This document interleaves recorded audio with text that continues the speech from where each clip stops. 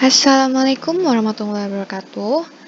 Hello everyone and hello Memveka. My name is Salsabila Bibayuswa and my name is 2019 1111034. So, today di sini saya akan menjelaskan tentang langkah-langkah membuat RPP atau cara membuat RPP sendiri. Seperti saya yang memulai untuk membuat RPP-nya sendiri. Seperti yang kita ketahui bahwa RPP ini penting sekali untuk kita sebagai calon guru ketika sebelum memulai pelajaran. Jadi bisa dikatakan RPP ini adalah buku pegangan atau pedoman yang harus dilakukan guru atau dipegang guru untuk melakukan pembelajaran yang dia inginkan.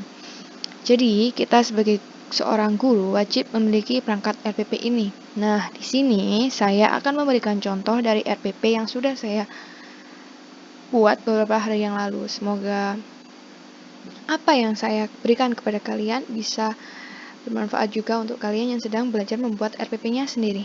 So, yang pertama. Jadi, format RPP ini berdasarkan aturan Permendikbud nomor 22 tahun 2016 tentang standar proses pendidikan dasar dan menengah, yaitu ada beberapa komponen, yaitu yang pertama adalah identitas sekolah, yaitu nama satuan pendidikan. Yang kedua adalah identitas mata pelajaran atau tema subtema. Ada kelas, materi pokok, alokasi waktu, tujuan pembelajaran, kompetensi dasar dan indikator pencapaian kompetensi, materi pembelajaran, metode, media, sumber belajar, langkah-langkah, dan yang terakhir adalah penilaian hasil belajar. So, yang pertama yang harus kalian lakukan adalah mengisi identitas RPP.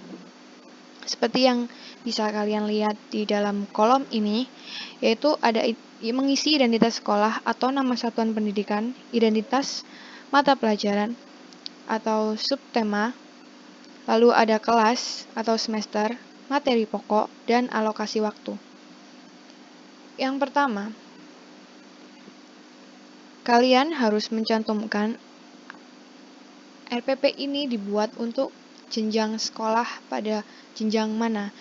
Saya membuat RPP ini pada jenjang SMP, lalu pada mata pelajaran bahasa Inggris di kelas 7 semester 1. Materi pokok ini saya ambil dari KD yang terdapat di silabus yang telah diberikan oleh Memvega sebelumnya, yaitu teks interaksi transaksional, melibatkan tindakan, memberi dan meminta informasi, atau involves giving and asking for information. Yang terakhir adalah alokasi waktu. Alokasi waktu ditentukan sesuai dengan keperluan untuk pencapaian KD dan beban belajar dengan mempertimbangkan jumlah jam pelajaran yang tersedia dalam silabus dan KD yang harus dicapai. Seperti contohnya 1 kali 40 menit ada pembelajaran daring, lalu 1 kali 40 menit pembelajaran terstruktur. Pembelajaran ini dilakukan secara mandiri di rumah masing-masing. Lalu yang kedua adalah mencantumkan tujuan pembelajarannya. Tujuan pembelajaran yang dirumuskan berdasarkan KD dengan menggunakan kata kerja operasional yang dapat diamati dan diukur yang mencakup sikap dan pengetahuan keterampilan. Jadi, tujuan pembelajaran ini adalah tujuan yang ingin dicapai oleh guru dalam pembelajaran di dalam kelasnya. Jadi, diharapkan siswa mengikuti kegiatan pembelajaran seperti yang diharapkan gurunya. Saya membuat tujuan ini saya ambil dari taksonomi Bloom's, yaitu ada klasifikasi tertentu di dalam taksonomi Bloom, yaitu yang bisa kalian lihat C1, C1, dan C6 dan R12. Ini sudah ada di buku panduan taksonomi Bloom. Jadi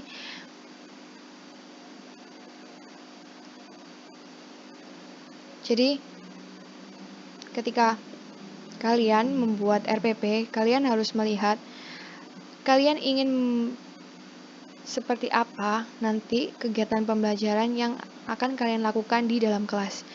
Yang pertama saya menyebutkan, yaitu siswa diharapkan dapat menyebutkan tindakan informasi terkait nama hari, bulan, nama waktu dalam hari, waktu dalam bentuk angka, tanggal, dan tahun sesuai dengan konteks penggunaannya.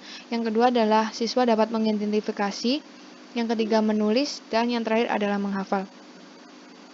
Pada tujuan ini, saya bisa mengambil tujuan ini dari KD dan KI yang telah terdapat di silabus yang telah diberikan oleh Menvega. Bisa dilihat di sini ada KD dan KI yang saya ambil dari silabus yang telah diberikan oleh Menvega.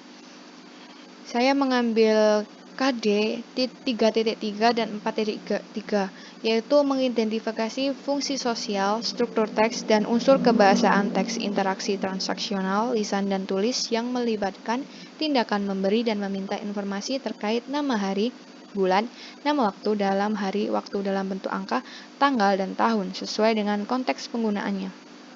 Begitu juga dengan 4.3, menyusun teks interaksi transaksional lisan dan tulis sangat pendek dan sederhana yang melibatkan tindakan memberi dan meminta informasi terkait nama hari, bulan, nama waktu dalam hari, waktu dalam bentuk angka, tanggal, dan tahun. Ini KD dan KI saya taruh di lembar terakhir RPP saya. Lalu kita akan lanjut ke atas. Yang selanjutnya adalah kita akan membahas media pembelajaran, alat dan bahan, dan sumber belajar. Media pembelajaran berupa alat bantu proses pembelajaran untuk menyampaikan materi pembelajaran. Di sini, saya menggunakan media pembelajaran berupa lembar kerja siswa, video, YouTube, atau WhatsApp, Zoom, atau Gmeet. Lalu, untuk alat pembelajaran yang dibutuhkan adalah laptop, handphone, dan jaringan internet. Sumber belajar dapat berupa buku, media cetak dan elektronik, alam sekitar, atau sumber belajar lainnya. Di sini saya menggunakan sumber belajar yaitu dari buku Kementerian Pendidikan dan Kebudayaan 2017, dan saya menambahkan ada link YouTube untuk siswa bisa belajar dari link tersebut ini. Yang bertopik atau bertema atau materinya sama dengan KD yang saya ambil. Lalu di sini adalah langkah-langkah pembelajaran. Di dalam langkah-langkah pembelajaran ini ada kegiatan pendahuluan, ada kegiatan inti, dan kegiatan penutup. Di dalam kegiatan pendahuluan, saya mengambil yang pertama adalah melalui platform Zoom atau Gmeet atau WhatsApp Group, guru melakukan pembukaan dengan salam pembuka dan berdoa untuk memulai pembelajaran, mengkondisikan peserta didik, serta memeriksa kehadiran mereka. Jadi yang kedua, lalu diteruskan, yang kedua adalah menyampaikan materi yang akan dipelajari, yaitu terkait informasi, nama hari, bulan, nama waktu dalam hari, waktu dalam bentuk angka, tanggal, dan tahun sesuai dengan konteks penggunaannya. Lalu peserta didik menjawab pertanyaan guru dengan menyebutkan, nah, di sini ada yang bercetak miring dan tebal ini menyebutkan saya seperti yang ada di tujuan pembelajaran saya, yaitu yang pertama, siswa diharapkan dapat menyebutkan. Lalu yang kedua, yaitu kita langsung masuk ke kegiatan inti. Kegiatan inti ada kegiatan literasi, collaboration, critical thinking, dan creativity. Jadi, saya langsung saja mengambil poin, yaitu seperti poin kedua di tujuan pembelajaran saya, yaitu mengidentifikasi. Bagaimana caranya? Dan bagaimana contohnya? Yaitu di critical thinking, yaitu ketika guru memberikan kesempatan kepada peserta didik untuk mengamati dan mengidentifikasi video yang telah ditayangkan, kemudian meminta menyebutkan kalimat yang memuat nama hari, bulan, nama waktu dalam hari, waktu dalam bentuk angka, tanggal, dan tahun sesuai dengan konteks penggunaannya. Lalu peserta didiknya mengidentifikasi video yang telah ditayangkan secara bergantian dan menyebutkan. Di sini dapat dilihat bahwa dua tujuan saya yang saya tulis di atas sudah terwujud di sini. Saya cantumkan di sini juga. Lalu yang ketiga adalah, kita lihat tujuan saya yang ketiga adalah menulis.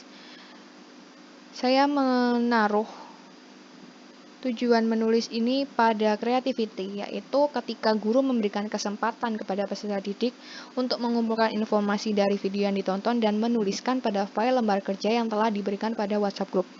Jadi, peserta didik mengumpulkan informasi dan menuliskan seperti yang ada pada tujuan pembelajaran saya, yaitu menuliskan informasi pada file lembar kerja yang telah dibagikan di WhatsApp group.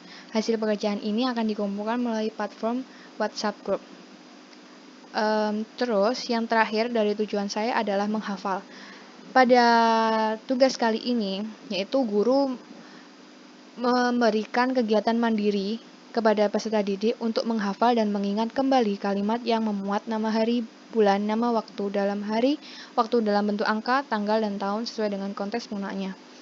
Pada pertemuan selanjutnya, guru akan meminta siswa untuk menyebutkan hafalannya yang sudah mereka lakukan. Lalu peserta didik akan menghafal dan mengingat kembali kalimat yang memuat nama hari, bulan, nama waktu dalam hari, waktu dalam bentuk angka, tanggal, dan tahun sesuai dengan konteks penggunaannya. Di sini peserta didik akan menyebutkan kembali pada pertemuan selanjutnya. Lalu yang terakhir adalah kegiatan penutup. Kegiatan penutup ini guru membuat review tentang materi yang sudah diajarkan dengan menanyakan kembali sebagai bentuk konfirmasi. Lalu peserta didiknya menjawab pertanyaan guru sebagai feedback konfirmasi pemahaman terhadap materi yang sudah diajarkan.